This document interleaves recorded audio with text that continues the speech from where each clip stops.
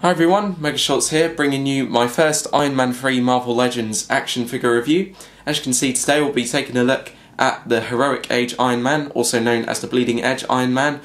Like all the other figures in this particular wave, this particular figure comes with a part of the Collect and Build Iron Monger figure. The part that you get with the Heroic Age Iron Man figure is the left leg.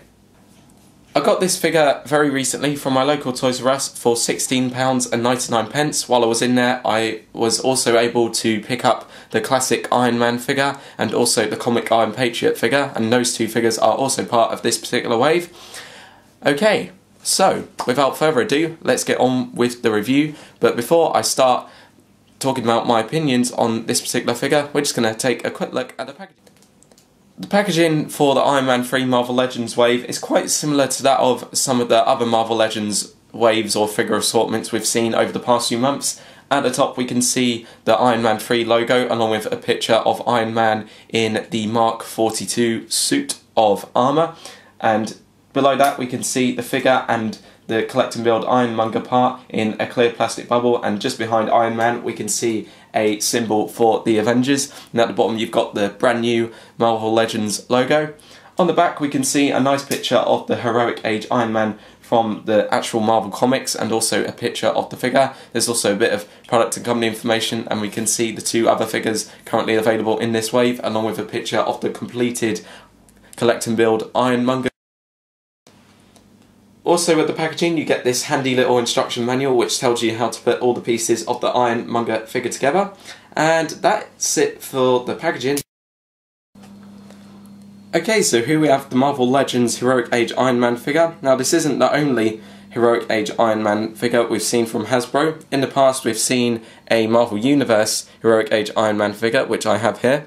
If we put these two figures side by side, we can see that they are pretty much really similar in terms of their sculpting, paintwork and detail. I think it's really nice that the Marvel Legends Heroic Age Iron Man figure pretty much looks like just a bigger version of the Marvel Universe one, because I really like the Marvel Universe one. But there are actually quite a few differences between these two figures. You can see that the plastic on the Marvel Legends Heroic Age Iron Man figure looks a lot more translucent than the plastic on this particular figure, which looks a bit more metallic. And also I'd say the gold on the Heroic Age Iron Man figure on the left looks a bit darker in some places, and also the heads look quite a bit different, but generally they are quite similar. And even though I already had the Marvel Universe Iron Man figure from the Heroic Age, when I saw pictures of the wave that this guy was in about a week or two ago, I was still really looking forward to seeing this figure out in the shops, and I'm really glad to have it in my collection now. I think it's really nice that I've got a little and large version of the Heroic Age Iron Man figure.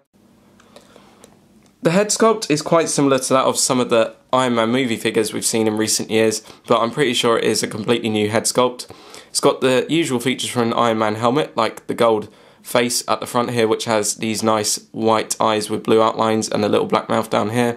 Also, towards the top of the gold part we can see a couple of little holes for where a couple of screws would go. And also on the side of the helmet we can see some lines going up towards the top, and also these two round pieces for where Tony Stark's ears would be in the suit.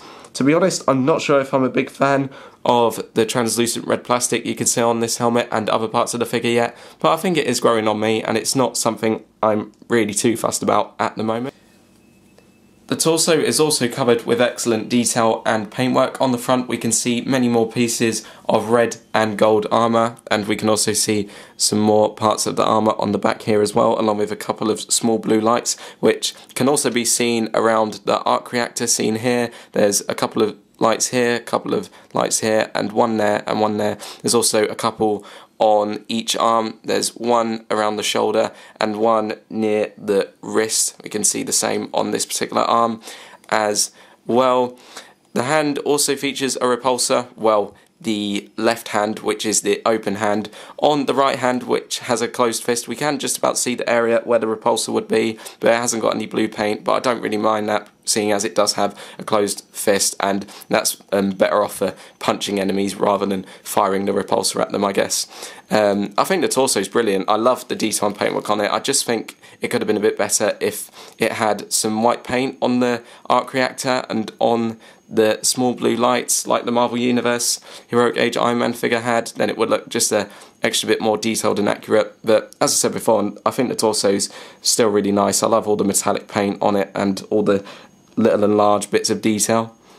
The legs are also very nice. As you can see, they are also covered in lots of pieces of gold and red armour, and they've also got a few more of the little blue lights. There's a couple just below the knees and a couple just by the waist.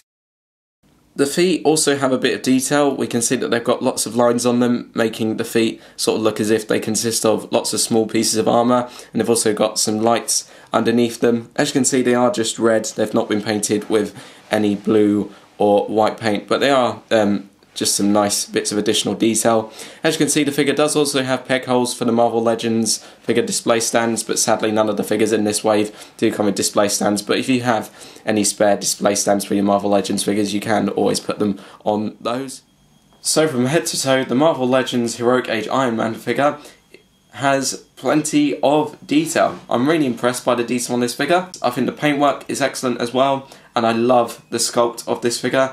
As I said before, I just think this figure could have been a bit better in terms of its paintwork if it had some white paint on the arc reactor and on the little blue lights. But I still think this is a very good figure, and now we're going to take a look at his articulation.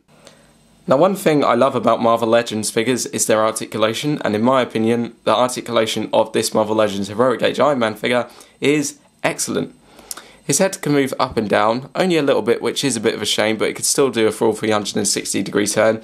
And if you want to make him look up or down quite far, you can always move him by the ab crunch here, and he can move backwards and forwards a bit from there. As you can see, the movement of the abdomen joint isn't exactly smooth, but it does enable you to put him into quite a few poses, and by doing that you can make him look quite far up without having to move the neck too far, and at least then you wouldn't have to worry about the head falling off if you moved it too far. Arm articulation is very good. His arms can do a full 360-degree turn from the shoulders, and they can move outwards from the shoulders as well because they're on ball joints. His arms can also do a full 360-degree turn from the biceps, and the arms have double jointed elbows so they can bend backwards and forwards quite far. The wrists can also bend backwards and forwards because of this little joint here, and they can also rotate, but they can't do it all the way around because of the wrist armour. He does also feature waist articulation, which is always nice to see, and he can turn 360 degrees from there. His legs can also move backwards and forwards from the waist, or outwards and inwards from the waist, very smoothly. They can also go backwards and forwards as well, and they can swivel 360 degrees at the thighs. And that's not all the articulation. On the knees, he has double jointed knees, so they can bend backwards and forwards quite far. And the feet also have articulation. As you can see, there's this joint here which enables you to move them up and down quite far, and they can also pivot from side to side. Overall, I think the articulation for this figure is really good. I really like it a lot. As I said before, it is a bit of a shame that you can't move the head up and down very far on the neck joint, but as I said before also, you can use the ab crunch to help him look up and down quite far, so you don't really need to worry about a lack of head articulation for this particular figure. And now it's time for me to give a summary of my thoughts on this figure. Overall, I'd say the Heroic Age Iron Man figure from the Iron Man 3 Marvel Legends figure wave is an excellent addition to my Marvel action figure collection. This is a figure that I really love. I love all the detail and paintwork it has. I love the sculpt for this figure, and I am really happy with the articulation as well. As I said before, I'm not sure if I'm a big fan of the translucent plastic just yet, but I think it is growing on me, so I'm not going to let that affect my final score of this particular figure, which will be out of 10.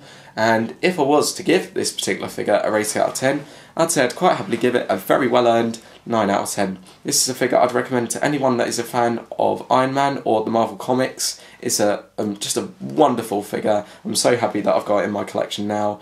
It's got so many good things, but as I said before, I just think it could have been a bit better if it had some white paint on the arc reactor and some white paint on the lights around the rest of the figure as well. But that aside, I still really enjoy having this figure as part of my collection, and I think it's by far one of my favourite Iron Man figures at the moment.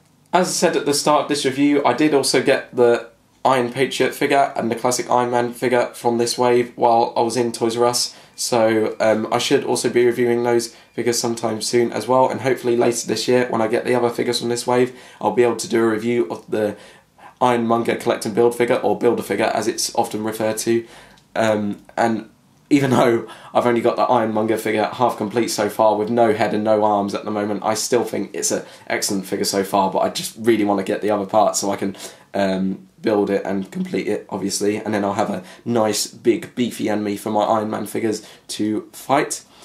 And yeah, that is pretty much it for this review. If you'd like to share your comments on this figure, please feel free to do so in the comment section below or in the video response. If you've done a review of this figure, you can also send that to me as a video response. Thanks for watching this review, YouTubers.